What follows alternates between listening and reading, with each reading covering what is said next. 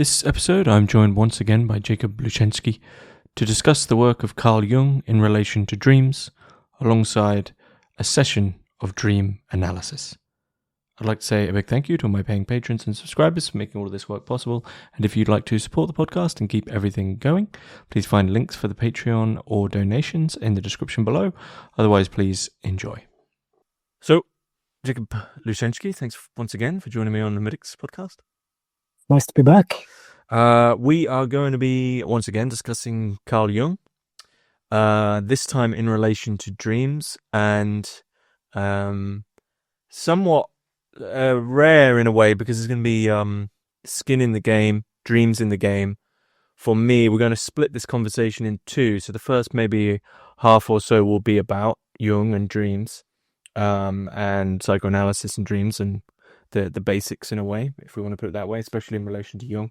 And then the second half is that I have it probably is the most important dream in my life, because I don't dream. I dream fairly often, and but usually I get the sense that they're just the mind at the end of the day, like it has relations to what I was thinking before I went to sleep. But I've had a handful that are very vivid, and this one is the most vivid.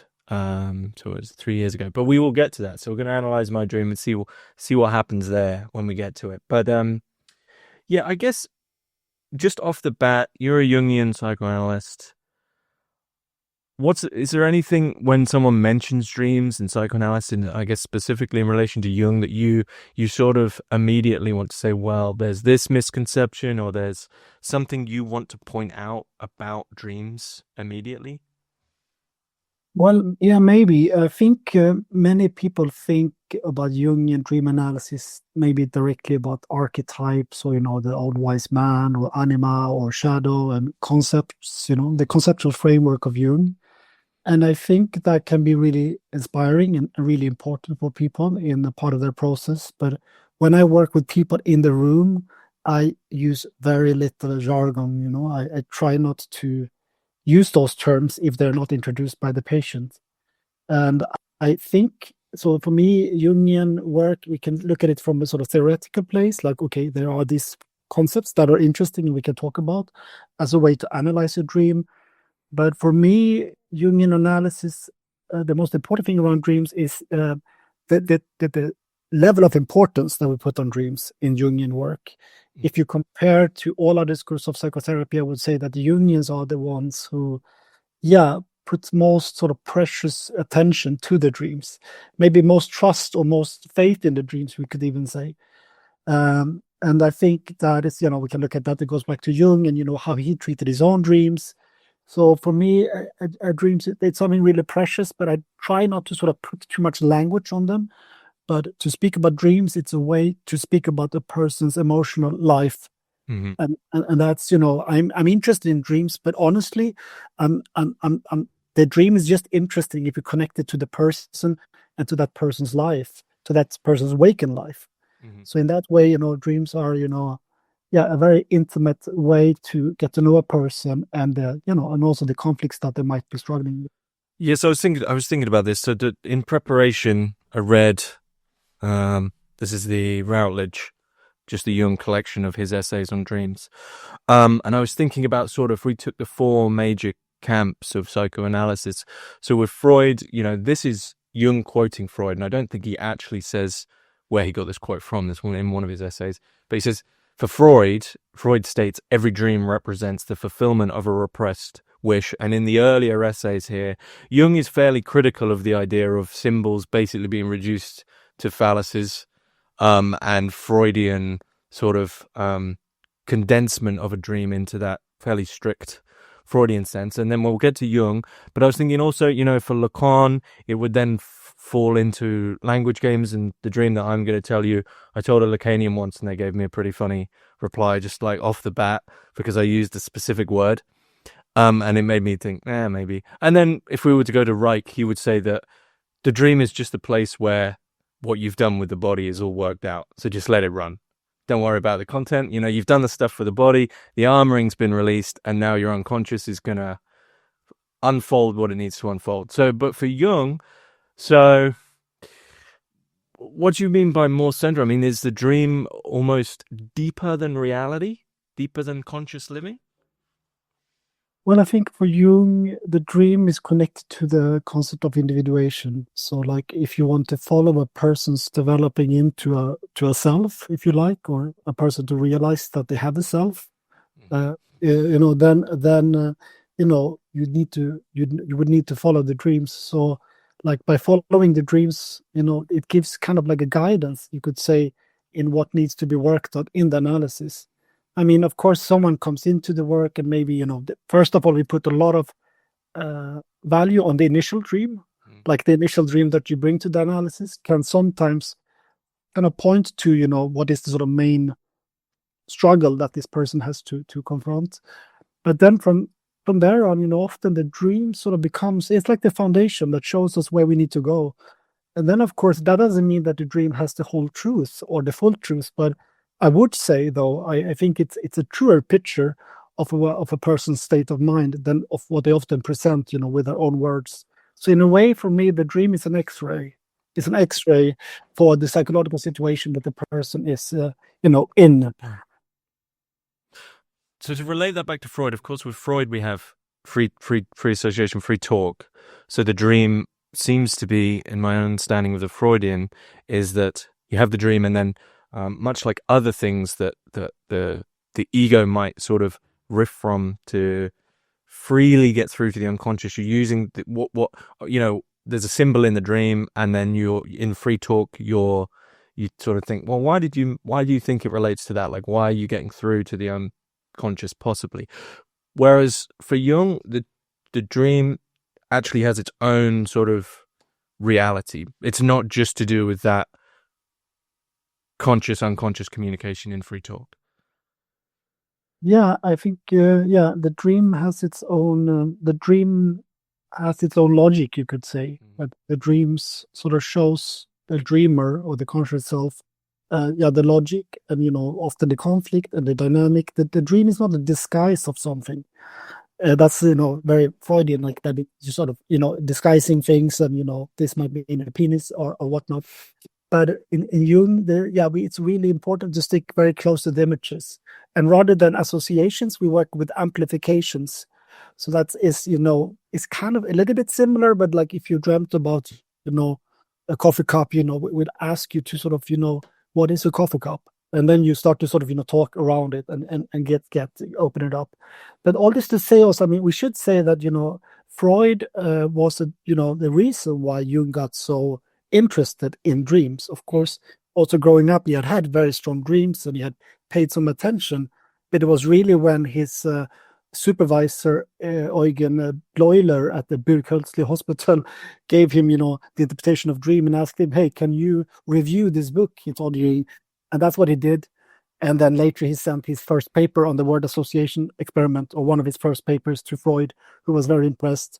So just to say that Jungians have a lot, to thank, psychoanalysis for in regards to dreams and putting so much attention to them. But then, of course, Jung took this elsewhere and had many other influences. And as you said before, he felt it was too restricted somehow, Freudian interpretations of dreams. It should also be said that Freudian dream interpretation has developed since Freud. Okay. So today it looks a bit different. Is everything in a dream a symbol? That's a common misconception, it seems, that people often, I think, get a bit panicked, almost. Especially if the symbols are clear. I don't know, take something like a snake. People will, quickly Google. People who aren't normally interested in dreams. What does a snake mean in dreams? Is that how symbols are working for Jungians in dreams? Are they that transparent? No, I mean, I think that when you describe it like that, it almost becomes like a sign. If we say like, "Oh, this means healing," or "This means transformation." It's like when you put a dream into ChatGPT, it can be really helpful. It can give you some good ideas, but it can also kind of at times become a little bit flat, because I think if it's a symbol, it has to do also with the person that has had the dream. It might mean very different for you, a snake, versus for me. But of course, in a Jungian setting, there is also this collective level, or there's also the archetypal level, or if you like, the religious level, where, you can also, a snake does have, certain, attributes that it's been given, throughout, history. And that can be valuable in order to sort of really truly understand why is this snake in my dream. But I think in analytic setting, one has to be very attentive to the person, to the subject, rather than trying to sort of, oh, here we have the snake, here we have the anima. It's not very useful. Okay. Are they all important? Is every single dream important?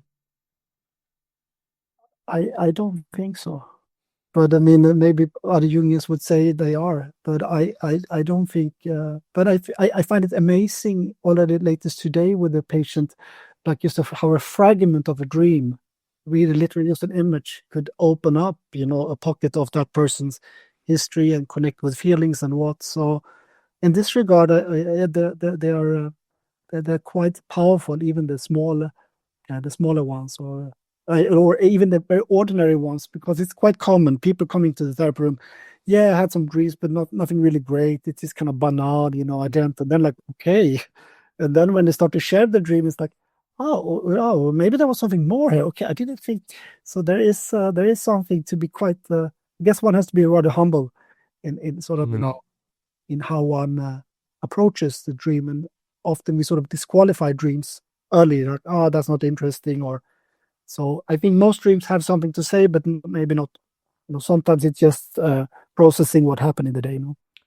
Is there anything key you've noticed, over your career that maybe crops up where you a relationship with a dream that makes you realize that it could be of importance?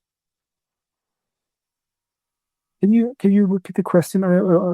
Does anything crop up from the analysand that in their perhaps reaction, their relationship to the dream, maybe, oh no, it doesn't mean anything, or maybe some other reaction where you have seen that actually that's a reaction or a relationship with the dream which signifies that it could be more important?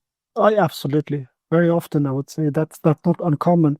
And I think that's what's so fascinating also. I mean, you can have people having the most remarkable dreams, but they might just like, yeah, but it's not so important, or like, so I think the attitude that you have towards the dream is probably maybe even more important than the dream at times. Like the attitude, like it's not about to say that the dreams holds the whole truth, but it gives it gives a richer image, and usually it gives again like an X-ray of emotionally what that person is sort of sitting with. So in that way, it's very revealing when someone shares a dream. Yeah. What do we often ignore about them? Is there anything common you've seen we ignore? I mean, isn't it? I mean, first of all, I think dreams was kind of ignored. No, like it's still not uncommon that one hears that it's just white noise, or it's something that yeah, it's just not valuable, which is kind of interesting, because if you look at it historically, and most cultures, or if you open the Bible, it's just like dreams, dreams. It's like that was the way that many of the messages were communicated. So I guess that says something about our very sort of materialistic sort of worldview. So I think that is there something that's neglected around dreams? I mean, I'm a little bit, I meet mostly people who have some interest in dreams. So in my little world, they are kind of there's a lot of dreams. But I would say what's interesting with dreams is, of course, that they do also get very infiltrated and invaded by what's happening in our culture. It's not like they just sort of coming from some deep unconscious. They are dealing always with that dynamic conflict between our internal light and culture. So in that way, I mean, you could say that the political work, if you like, of the political sort of side of dream work is maybe something that I think been kind of neglected, or I think that's at least very interesting. And and Jung even saw in his last text that this kind of dream work and symbolic work as a political form of sort of resistance, because it's about not being invaded by the collective ideologies, but connecting and anchor oneself in the divine, or in something that is outside of the ideological templates of our time. How would you respond to those people who would say just white noise. It's just usually they say it's just the subconscious running down, right? Like processing the end of the day is the.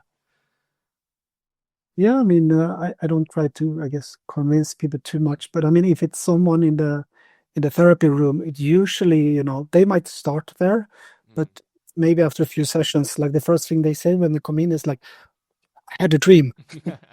Well, I think people, you're starting to attend to it. No, it's like we just learned that it's kind of, if you learned it's garbage, you won't, spend much time with it. But I do feel like that shifts pretty soon. And I think also a lot of a lot of development comes with just shifting your attitude to your dreams, towards your dreams, because you're starting a dialogue with yourself that can, be felt as, very rewarding. And what if you don't dream? A lot of people don't dream nowadays. Yeah. You think it's more nowadays, or?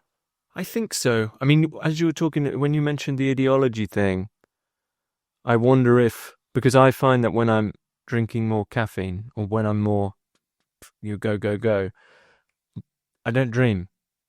Maybe that's just me, but there's a qualitative depth and patience of dreams that just doesn't seem to fit in with the machinations of the modern world. So when you mentioned this idea of it sort of being outside in outside of that frame, I wonder if there is less dreaming because the world is such that it doesn't really have a place for that. I mean, I think you're completely right that, a lot of stress is definitely affecting, people's capacity to remember the dream at least. And it also affects the content of the dream. So that's for sure. Another thing is like a big killer of dreams is smoking weed. It's kind of amazing. People smoking weed often don't remember their dreams. Like it sort of takes over. So like then that can be something also in the analysis, like, yeah, it's kind of hard with someone you need to sort of, choose a little bit either. So I think that yeah, there's a lot of yeah, I'm not sure what to say about it more. I think it's Okay. Is there anything you want to add about the basics? I know I can tell you're excited to hear about my dreams. Is there anything you want to add about the basics of dreams before we go forward? And then hopefully this won't just be a free psychoanalysis session. We can use it to expand on Jungian approach to dreams as well. yeah, I think I mean, I guess there's a lot to say about Jungian dream work. I mean, I like his approach to the dream as it's sort of a theater stage. So like you have the stage and you have the different characters, and you spend time with the setting.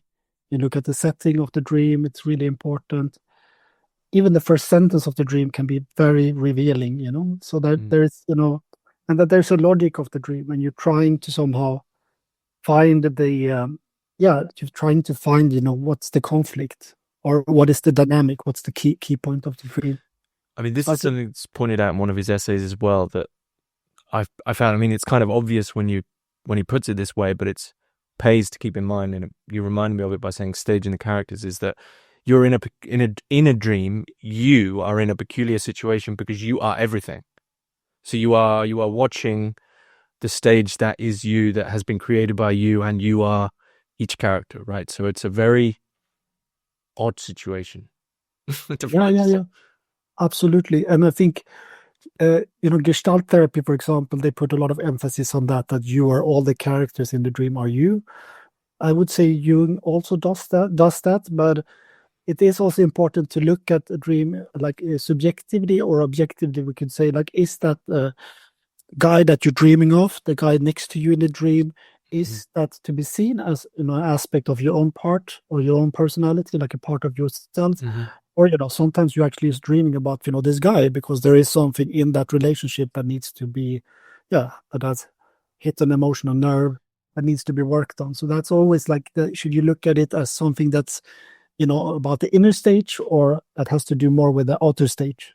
And when we get to the collective unconscious, would you say that maybe some of the characters, when we think of like the Red Book, for instance, are some of them actually from a Jungian perspective, are they very much their own thing? Like there's their own autonomous. I mean, if you want to put it this way, an autonomous entity. I mean, I think of Philemon, right? I mean, that's a pretty grand example, but just as an aside, like when I've done an active imagination, you get the sense that this thing is, whatever it might be, is doing its own thing. Yeah, I mean, Jung would for sure say that it's real. Like psychologically, it's real. These are real. Psychologically, they're real, and they have an effect. But like in Jung's active imaginations, and in that, yeah, all these characters were, I mean, I guess you could interpret it, and some people seen, Freud, and some of these figures and whatnot. But I mean, from as Jung, his own interpretation of his own dreams, that was for sure, that these are real, figures, real characters.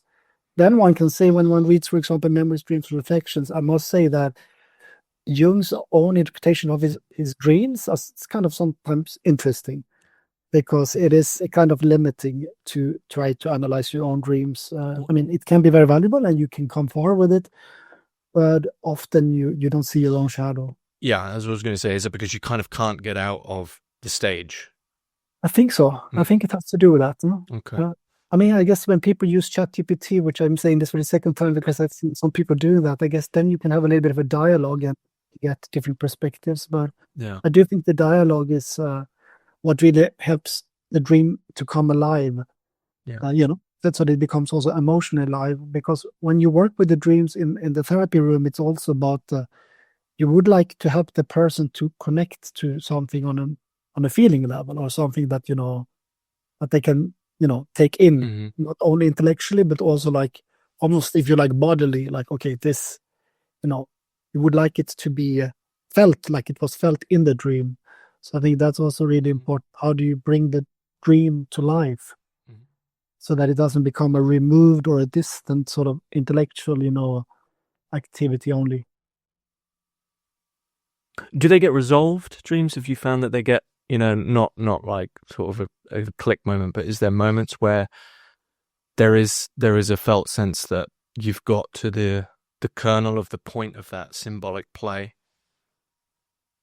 I think I mean, that's the thing in the analytical room. You have your limited time, so it's 50 minutes, and sometimes there's many dreams, and you don't have time to speak about more maybe than one or maximum two. But I do feel like you can say like, okay, we brought something home here. Having said that, I don't know who said this, but maybe it was Adam Phillips or someone, but or was it Freud? But that you should never underinterpret. Okay. I mean, never underinterpret a dream. And again, like I might say, like, okay, I was thinking this. What do you? But the person you're sitting with might have an interpretation. So then you're sort of playing with the dream, and the dream. The more you play with it, the more angles, and the more it comes alive.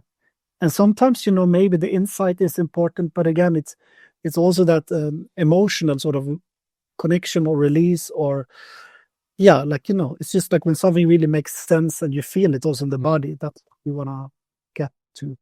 Okay. And I want to say that just like I think some people think about Jungian analysis, or maybe I have this idea that people think it's kind of that it can be kind of lofty or like very spiritual, or like. And at least in my experience, in my practice, I find it, or the way I try to work, it's very bodily. It's very much here and now. It's very much about like, how is this dream, affecting this person, in this room, in this moment. So it's not so much about going away to, we can interpret, but you have to bring it home into the relationship, so that there is this present connection that often the dream seeks to sort of purvey a message. It seeks often to tell you something. That's where it's like really important to see how should I listen, how should I take it in, and then and then there come more dreams, and then you have then you can just sort of follow. Do you find that once you get to that point that the dream sort of maybe even leaves the memory and doesn't bother them anymore, if it was bothering them, that is? I think the work can come to a stage where it's like, it's like not so much. I mean, often we dream very symbolically, when we're also in emotional, transitions, or life is in turmoil. So I think also Jung had phases where he did not dream so much, or where there was, more calm. I mean, he spent all these years working on and giving image to these active imaginations and illustrations he had, in the early 1930s, there to 17, and later also. But it's just kind of amazing also, like as an 85-year-old, he sort of returned to them and, continued to think about dreams he had, Wow. 50 years earlier. So I think, just to say, I do think dreams, it can calm down, especially if you're kind of balanced. Balance. I mean, that was another thing that Jung is emphasizing in these essays. Balance. So do you two think, or is it the case that when a dream perhaps is particularly potent, particularly symbolic, like that it's theatrically showing you a sort of what way the pendulum has swayed, where your imbalance is, what might need to be pulled back for you to be in equilibrium? Yeah, I mean, I think that's a good way to put it. I mean, Jung speaks that the dream can have this compensating function to sort of compensate our conscious attitude, for example. Mm-hmm. So, like, as you say, like, for example, like if you're very sort of off path, so to speak, it can come very strongly, or like nightmares often come to wake people up to something that is, really, it really has to scream to you to sort of listen. So Jung viewed the psyche as this self-regulatory system, and he had this concept of homeostasis, Mm-hmm.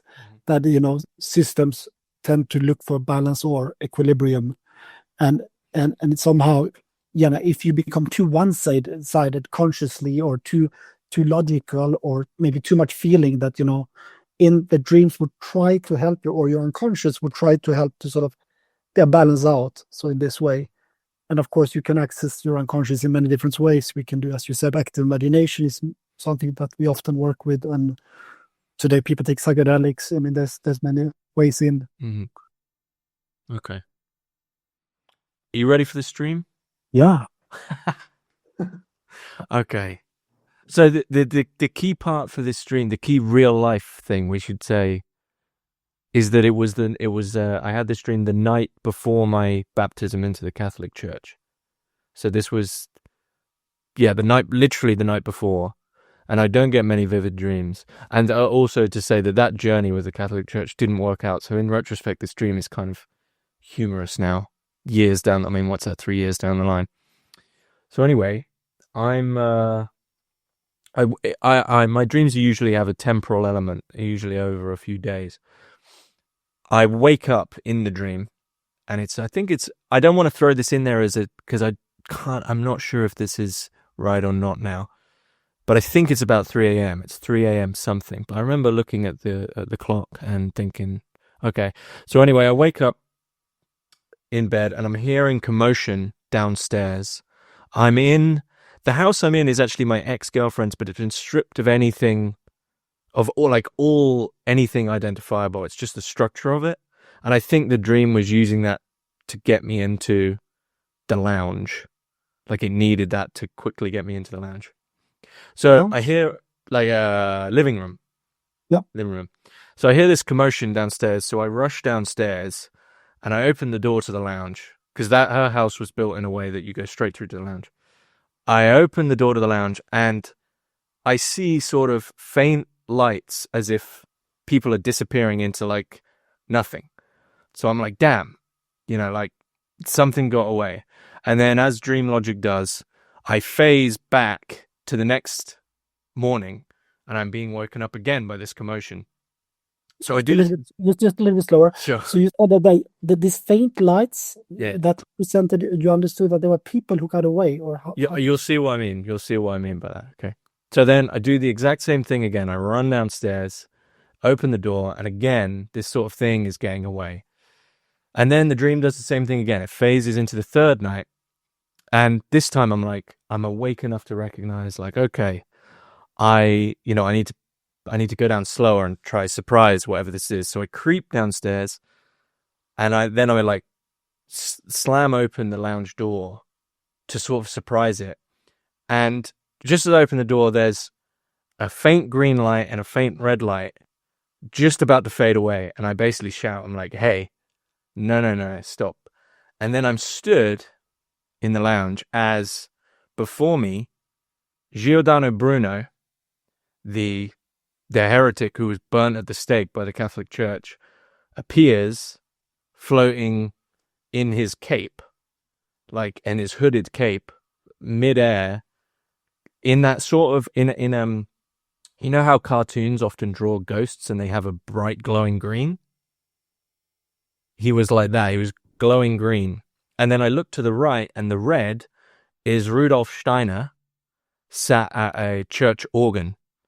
And he was like, what they were doing was having a party with all these like figures, and all the other ones got away. But these two, I was like, hey, no. And so Giordano Bruno is floating there, like right above me, being really grand. And then I look to Steiner. He doesn't have two, but he's glowing red around the edges. And is he also floating, or is he on the ground? He's sat playing an organ, like a church organ. Playing an organ. Yeah. That was where the Lacanian said, organ. You know what you mean. That's fun. Yeah. And so basically they're there, and I'm looking at them, and I say to Giordano Bruno, like, what are you doing? And he doesn't speak. He doesn't actually speak throughout the whole thing, but he looks at me in a way like that I get what he wants to say. And he sort of just says, we were having a party, like, in your house. And basically when I realized it was them, I actually felt somewhat fine with it. And I said to him, okay, well, like, but just keep it down next time.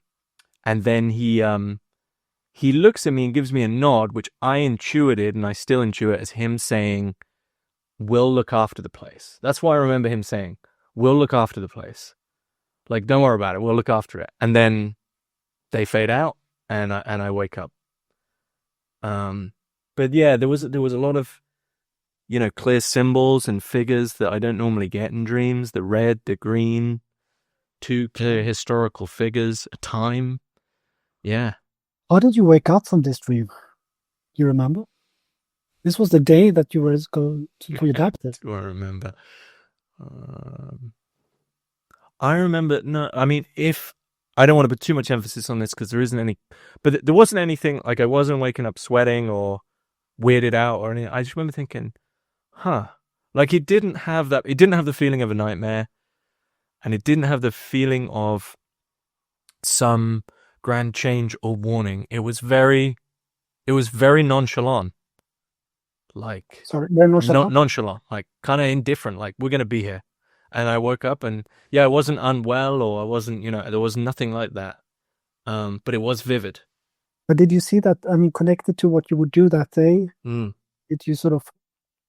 My initial reading, which I think for me still feels too obvious, is that Giordano Bruno is like, we'll look after the place, is basically like, this isn't going to work out for you. We'll be here. Like, we're going to be here when you like finally this doesn't work out.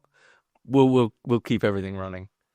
But this is something. Are you were thinking this already that day? You were going to the baptism, or is this a later? I unconsciously probably was. I think, but not consciously. But like you think. I definitely wouldn't have wanted to think that consciously. No. But the history of esoteric investigation and involvement in esotericism and spiritual weirdness, if you want to put it that way, that loomed large. And having the actual symbol that intrigues me the most is actually Bruno, because I knew enough then, and I know enough now, but I knew enough then to know that that's the false Bruno. Because if you look up pictures of Giordano Bruno, he was a nerd. He was like hunched over and he's a bit of an asshole, right? And so the actual image of him, there's a statue they made which is put in the plaza where he was burnt, but it's actually in the wrong plaza. But the statue is very grand, like flowing cape, big hood, and it's kind of a false representation of the reality of Giordano Bruno. So it was intriguing that I got that one. Steiner was completely real. Steiner was normal, other than glowing red. And just on that, then we can go back to the beginning of the dream. But on those two figures, like, what did then Steiner represent, or how do you look at that? That it was the two of them that the dream chose to place in the lounge. Well, Steiner's, he's playing this grand church organ, And I remember the I don't know what you call them, just the pipes of the organ. Mhm. They actually went up into like a black abyss, like as if they were going through the roof. What did he represent? He was definitely instigating the party. Because there was the when I said before that lights were leaving, I then realized that was far more different figures were. So he was the instigator of this, I think. Yeah, I would. I mean, one wouldn't think maybe that Rudolf Steiner would throw a party, but he seems to be. Yeah, that's what he did. Yeah, he was pretty. He didn't say anything. He looked at me, but that was it. He didn't say anything. There was not much interaction with Steiner, unfortunately. Yeah. Yeah. Well, I mean, I think also just going back and looking at the dream maybe from the beginning. First of all, I think your interpretation. I mean, this seems seems to have hit home, and you have made your understanding of the dream. So you can see. I didn't know that because I haven't had that like. Yeah. It's too obvious. I'm suspicious of things that are too obvious when it comes to unconscious. Let's see if we find something different. But when you said like I woke up in a dream 3 a.m. something, so that's like just that first sentence I find interesting. So it's like in the middle of the night. It's something we can have experience of. No, it's kind of almost like the wolf hour, maybe 3, 4. I don't know. It's like you wake up like. So that's the setting. Yeah, you're really waking up in the dream. Of commotion, of noise. Well, it wasn't like it was more of a like, someone's making noise. Frustration, yeah. I mean, I want to get to sleep. Yeah. And you and your ex-girlfriend's kind of, it looks like that kind of setting. It's more like that's the fact that it was stripped of anything. So they just had a house where when you went downstairs, you went straight into the lounge. And that was kind of key architecturally, I think. So, but I was trying to figure out what house it was, and I think it's that one, but there's no, So, but you have to go downstairs into the living room, yeah? Like they're not in the kitchen, they're not in the basement, they're in the living room, making noise or playing music. Yeah. It's in the living room. Yeah. No, I just find that's like, I mean, that, that is something one could reflect on, why are they there? Why are they not in the basement? It's in the living room. It seems like lively as well. It's not, you have to go down, you open it up. That's where the magic happens, in the living room. What is that? I know Freud in Interpretation of Dreams, he has a whole section on what the house can possibly represent, right? Yeah, I mean, I guess it could be interesting to think what comes to your mind around the living room. Lounge. Well, that's the thing. It was stripped. It was almost like a shell of a house. Like it was just almost like a theatre set, close to a theatre set. There's no paintings, nothing. And so when I think of living room, what do I think of? I don't know. Nothing springs to mind. Nothing springs to mind. But it's kind of like a place where you can bring people, and it's more like more of a public place for being in the private house. It's not like in the base. It's not in the bathroom. This is happening. It's in the living room, so it's kind of open, but but it's also not like you invited these characters. They are just doing their thing. Yeah, there was a familiarity. Yeah. And I wasn't annoyed. I accepted that. It was just funny to me. Like, well, I guess they're gonna be there. They're not gonna. Yeah. And Bruno's sort of nod, like it was so kind of. I think when I woke up, I was like, I rolled my eyes, like, of course he's gonna do that. They had their own autonomy, though. I don't, it was like, fine, go do your thing. We'll be here. Yeah. And but the notion, I mean, it really was a felt sense of we will look after the place. Yeah. What does that mean? And why do you think you had to sort of go down 2, 3 times? I mean, that's also interesting in itself. That's this repetition. Yeah? I had to sneak up on it. That was the third time, yeah. Yeah. So I couldn't the first time you just rushed down, or? Yeah. First time I was like, first time was more like maybe someone's broken in, but I wasn't fearful, but it was like, what's middle of the night, someone's going on upstairs. Yeah, right. So you rush down, and then the third time I was like, well, hang on, it's the same thing, so I have to sneak up on them, and then surprise them. Yeah. You got to repeat this to learn something. You have to sort of practice a little bit, yeah. Or the right attitude. Yeah. To learn the pattern. Yeah. Yeah, learn about it. And the attitude was you have to be thoughtful, yeah. You can be you think and you're like sneaking on them. Yeah. It's not just you can't just rush into this. Mhm. Because it's like because in the beginning you only see the light. They're like kind of you don't know who they are first, no? Well, the way I describe the light is like if you imagine jackets flowing off people and they've got like light around the edges where they're glowing. Yeah.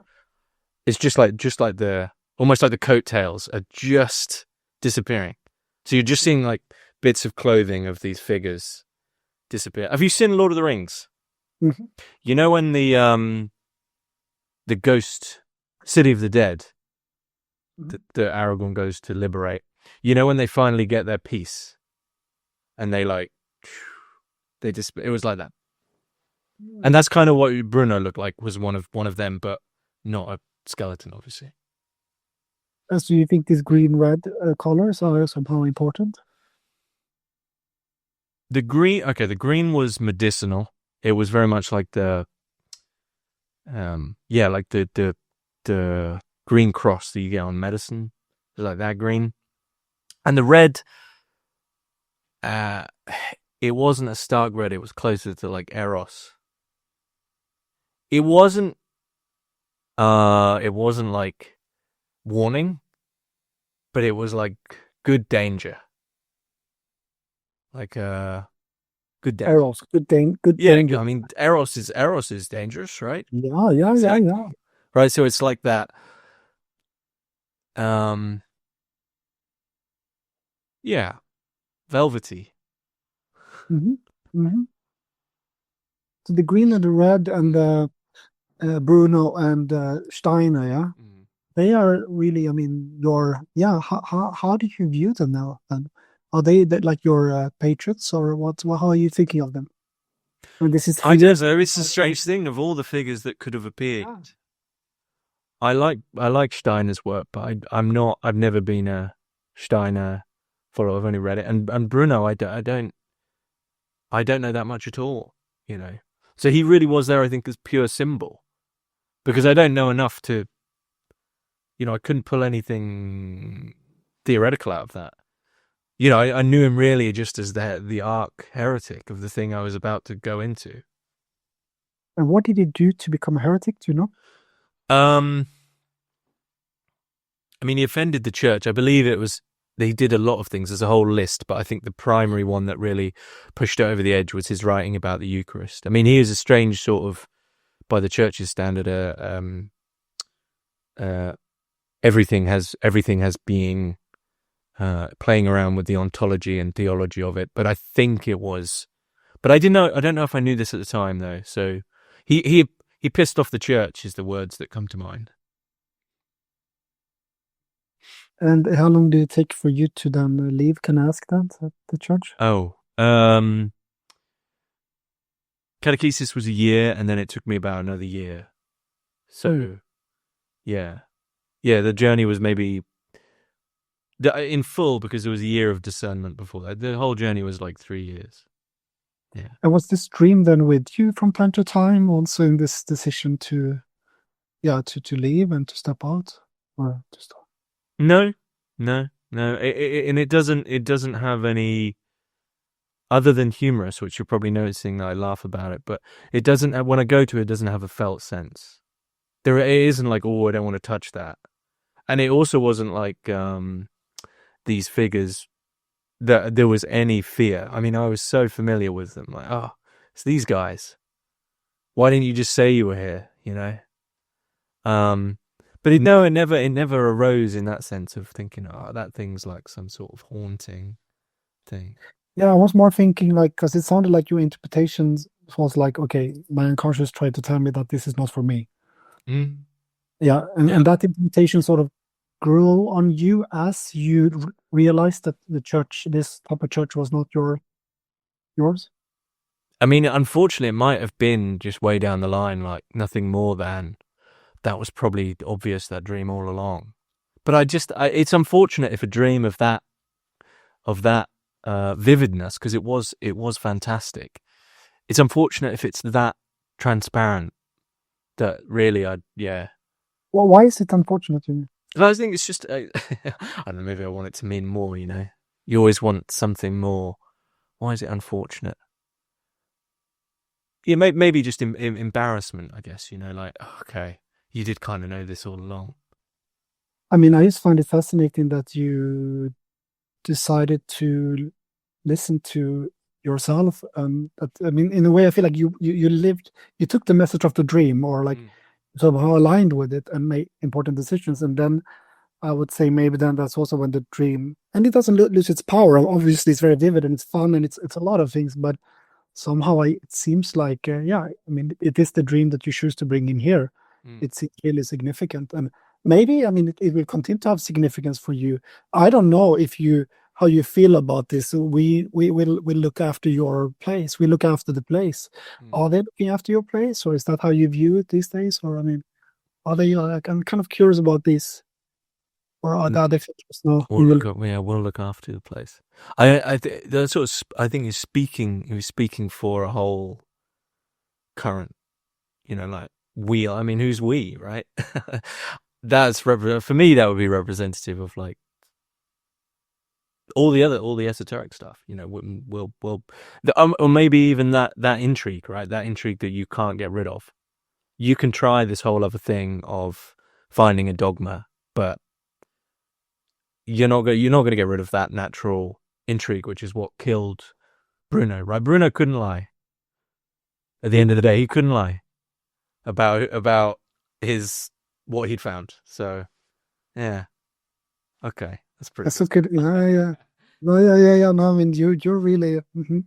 It's so couldn't you know? Yeah, you couldn't lie to yourself. There you go. That's pretty good. It feels good. Yeah, that feels good. That's good. Now,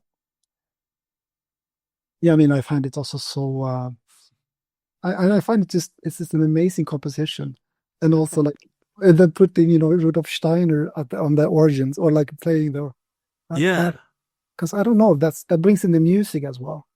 And there wasn't, or maybe the only sound there was is when I went down. There was like commotion disappearing. I never got a hint of the music. Yeah, but he was at some sort of organ. He was at an organ, but I never heard any. Do you have any? I mean, do you have any?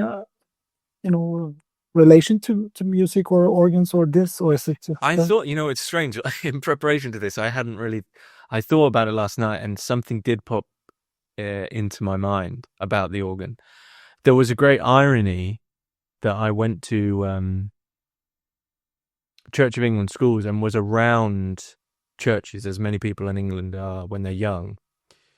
And like a lot of especially in the Church of England schools, you are surrounded in a way by iconography, stained glass windows, and usually an organ. But none of this stuff is ever used. So it's finally used, I think, but who was it used by? That's why I hadn't thought about it till last night. But yeah, there was, you could say, an irony in growing up quite literally within the bounds of the sacred. A school called St. Michael's with stained glass windows everywhere but I wouldn't have known. They never mentioned the saints or the figures or even used the organ. And so, yeah, I grew up surrounded by a sacred that was never, it's like, well, that's there, but we don't do it. Like, we don't use the organ, we use the keyboard. We use this crappy electric keyboard. And who gets to use it? Steiner, glowing red. Yeah, man. It's good fun. Yeah, and I mean, also, like, I think that I mean, maybe this is just my association, but I feel like you're also using it. I think you're also Steiner, I mean, I'm thinking about what you're doing with your show, with your podcast. Yeah. It's also maybe stretching it, but it's definitely, making some noise. Well, if you do the Freud thing, when he speaks of houses, is sort of, he thinks they're the body, don't they? So I do where's the organ? Because it was going into my head, maybe, If it's going up through the house, I don't know, maybe not. Yeah, I mean, it can also be connecting the lower and the higher. Mm-hmm. Music. yeah, music for sure, but also that the dream shows like, yeah, there is something for you. It's important to emotionally or to feel it as well. I mean, that's what you said. Oh, now I feel it. Or yeah, but you have to feel it. And music is a feeling. Music is like dreams, is emotion. So, and I think that's what I find. Yeah, that's maybe what I don't know if that's what you were missing in the church, but like for sure, you find that in you, because this is your dream. It's not Steiner or him. It's also like it's your dream of those people. Mm. And I'm saying like maybe you're also like, yeah, we could see that you're both these guys in different ways. Mm. And I think the music, I don't know, for me that yeah, there is some connection. And I do think that that's like yeah, it's again with a dream. We're trying to make a connection to something that's really deep, and we try to make sense of it, and we try to feel it in our, it has to be felt in order to work, I guess. Mm. All right.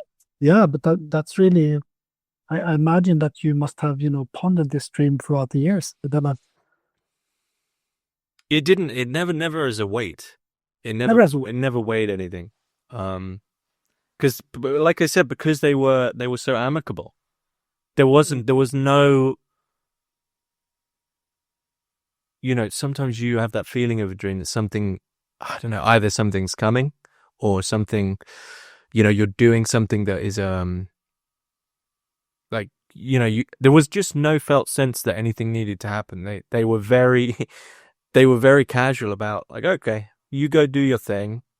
We'll be here and we're not going to muck anything. We'll, we'll look after the place. I think that's what they told me. Okay, fair enough. But just keep the noise. All I said was keep the noise down. Yeah. Yeah, keep the noise down. I mean, I think also what you said about houses and Freud, I mean, Jung also saw, speaking of symbols, I mean, Jung saw the house as a symbol of the self, yeah, with the different rooms and the different, I mean, it's a common theme that people dream and they find a new part of their house or a building. So the self is like a representation. So if it is, I also find it interesting what you emphasize around the organ, sort of connecting, the low living room with, with the bedroom. Mm-hmm. And that whole connection seems to like, they really, it's almost like, yeah, just amazing that, one time, two times, three times, and then with the right attitude, you can enter and you see them. Ah, it's these guys. The big guys. Yeah. Yeah, I wonder if they'll. I kind of want them to come back at some point. I haven't been back. No. Oh, no. But it would be nice to say welcome back. It'd be nice if they're doing stuff in my unconscious. If they're mucking around, it'd be nice if they came back. But I haven't had anything. Yeah, it makes me think about your old Hermitix question. If you put three fingers in a room. Well, yeah, and it's fascinating to me who turns up so vividly, because really, if I was to pick anyone who would have been like, if I was to consciously pick someone who would have been like you're lying to yourself, it would have been Gurdjieff, because he was my primary, but he's never turned up in one of my dreams, not once. Some people just don't. It's certain things seem to not turn up in dreams as well. Like phones don't turn up in dreams, right? They do. Do they now? Yeah. It's pretty rare though, for like mobile phones. No, it's not. Okay. No. I mean, no, it's not rare. I mean, I think everything, that's around Trump or AI. I mean, it's all coming into the dreams. I'd say. Yeah, so it's like this meeting place, between the ancient or the archaic and the and the secular and the contemporary.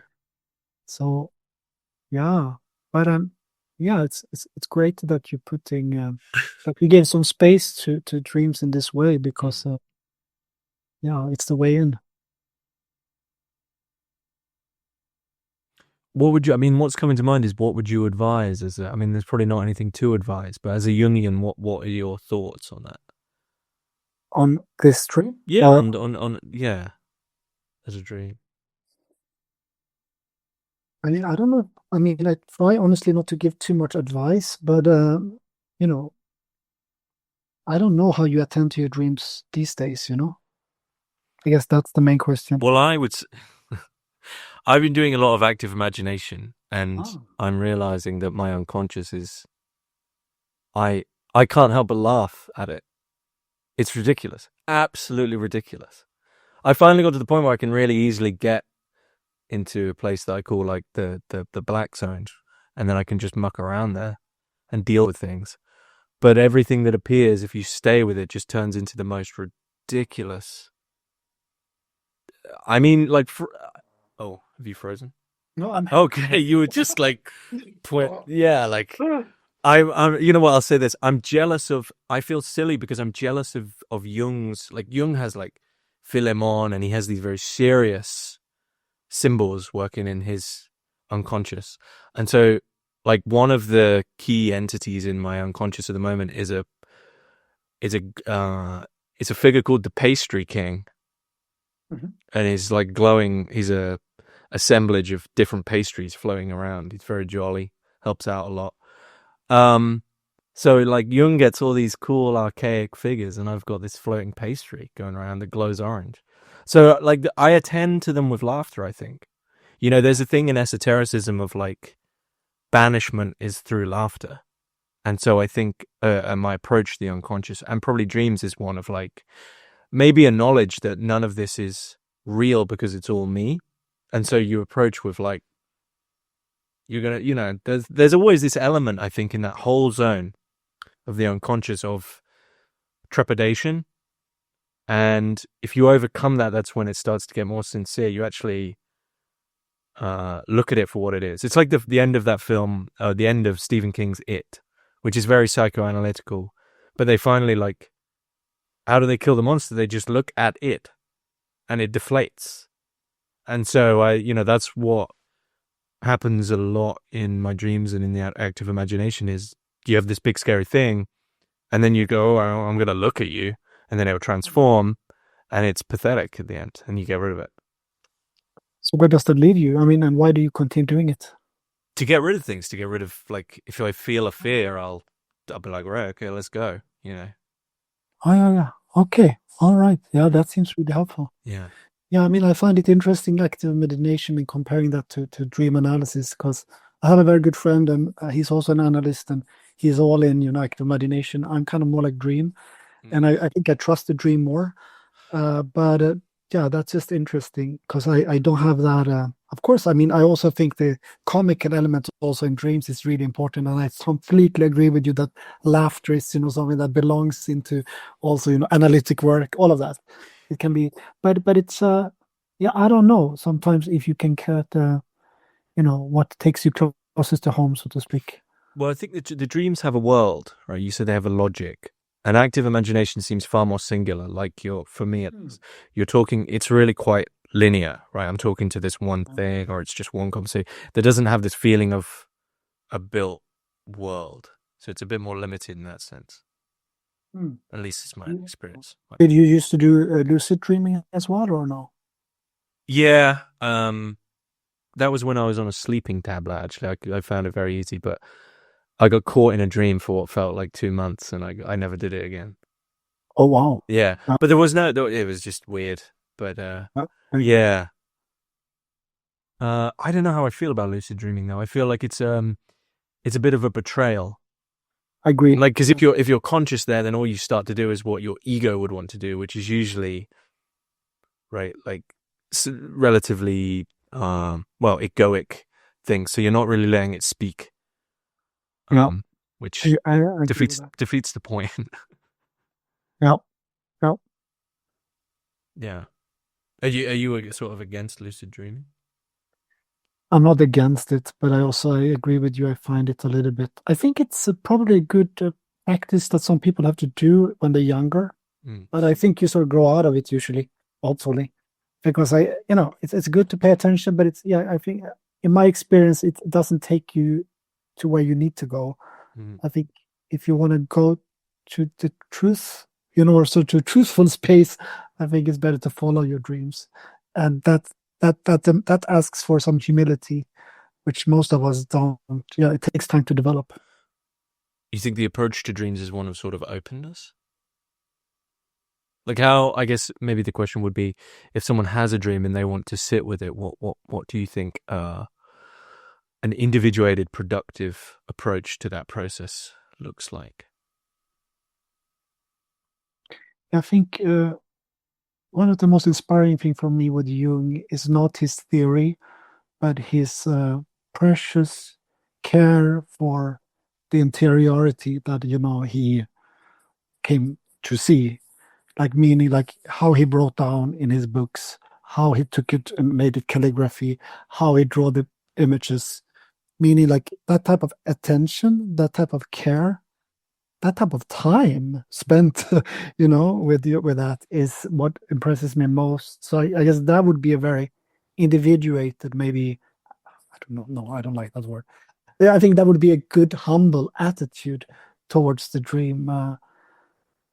Yeah. And I think, I find it honestly very, very inspiring with the people I work with, and again, the time and the effort and that they put into to this type of work. It's not to take for granted, like some people. And it's usually in the process, sometimes you also feel like, am I a bit crazy? I'm just spending so much time with this. But, usually you also get out of there. And then, I find that's really special when someone like also pays attention and draws the dream, or yeah. And then just people just pondering dreams. I just find it beautiful holding a dream, or people. Yeah, it's like a precious, it's a precious little thing that we need to care for. And yeah, especially these days when we kind of invaded and attacked by all these, forces of selling our imagination and images. It's just like, this is, as Jung said in his last essay, it's kind of like an act of resistance to develop, interiority, to cultivate that garden. It's not just something sort of egocentric, it's like, what we need to do, I think, in order to resist or to build resilience against, ideologies that, wants us to not think, not feel, and not reason, So that type of attitude, I think, yeah, it's a careful, patient attitude, I guess. And it's one thing that I find that interesting in the dream, because you're learning something about your attitude, I think, in this repetition. I mean, and you're learning something. You're showing that you can learn, and you sort of develop more of a, and then you get to see things, yeah? If you rush things, it's like you say, like, okay, tonight I'm going to have a dream, like, not really working, usually. But you can say like, I would wish for a dream, like, it would be, make yourself prepared for receiving one. Well, it's interesting, isn't it, that I was looking, because I'm weaning off caffeine and looking at things about that, and one of the experiences, and there seems to be a lot of data on this, is that when people reduce caffeine, coffee, tea, their dreams, some of them say, I'm dreaming again, or their dreams become far more deep and vivid. And so it's interesting to me, you spoke of stress earlier, doesn't really allow, I guess, the settling, right? You need to sort of be sleeping deeply, which is vulnerable. And so all the things of the modern world, like go, go, go, you've got to be up tomorrow at 6, you've got to be up early, drink your caffeine, get everything that's kind of restless. So the rebellion is in a dream is something where you finally, well, it's a rebellion in itself, because you've had to actually settle. You don't want anything, right? I guess. That'd be my quick. Yeah, I agree. Yeah, I think it is indeed resistance or resilience or rebellion against, culture or the zeitgeist, for sure. The logic of it as well, the logic of dreams is a rebellion. Because the logic? Yeah, I mean, whether they have their own space and time are no longer can be used or controlled really in any normative way. Yeah. Yeah, but it's also, as people have said, that it's like the last, I don't know if that's true, but the last place that's not colonized, by the marketplace. But, for sure, you see a lot of the marketplace also in the dreams, because that layer is also in there. I mean, I'm sorry to say, but there's a lot of handies, there's a lot of iPhones around, and people dropping them. But that's not, I mean, often it has to do with communication, which is really important. Arrows and connecting with people. So, I shouldn't judge them. They're just symbols as well. Mm-hmm. Anyway. Where would you advise people to begin with, like, Jungian dreams theoretically? Any essays or? Yeah, honestly, I mean, the book that you just sort of refreshed, read now before, that I think that's a good one. What is it called again? It's just called Dreams. It's just Jung Dreams. I think that's good. I mean, if you haven't read much Jung, I would still think that reading his biography, not biography, a biography that by Angela Jaffe, Memory Streams Reflection, is also a good introduction somehow. But specifically for dream work, yeah, I think that book that you have there is something that I did recommend. But I think more important than that is just to start, write down your own dreams. And then, you can find, a Jungian frameworks. There's a lot of different books, we can also share them if you like when they go more in depth, but it's not Jung didn't publish one book on dreams, no? Mhm. There is that last essay that he wrote that I should even have mentioned because it slips my name. The name slips now, but it's like the last essay he wrote was about dream work, and that's pretty good. It comes together with the Undiscovered Self in a edition that was released by Philemon Foundation a few years ago. That's a nice little text as well. And some people also find, I would say still the Memory Streams Reflections gives a good idea about, Jung's view of dreams and how he approached them. Well, there's 2 resources. Is there anything you'd like to add? No, I mean, it was fun, and I'm happy that you shared this dream with me. I think it will work in me for some time as well. But my dream? Yeah.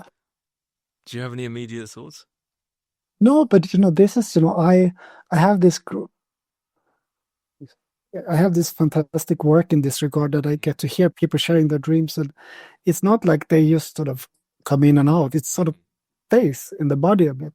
Yeah. So often you ponder it. So now we don't do analysis together, but I'm just saying that I'll remember this, okay, and I'll think about it. I don't know if I would have anything to contribute. It seems like you already have a good connection in this regard. Oh no, yeah, okay. I should say as well, are you taking on new clients for if I put the links for you in the description below, or? Unfortunately not. Okay. But I have a website if people are interested. I did write something on dreams as well that is there. Okay. Well, I'll be sure to put those links in the description below. But yeah, it's been great. Jakob Lusensky, thanks very much. Thank you so much.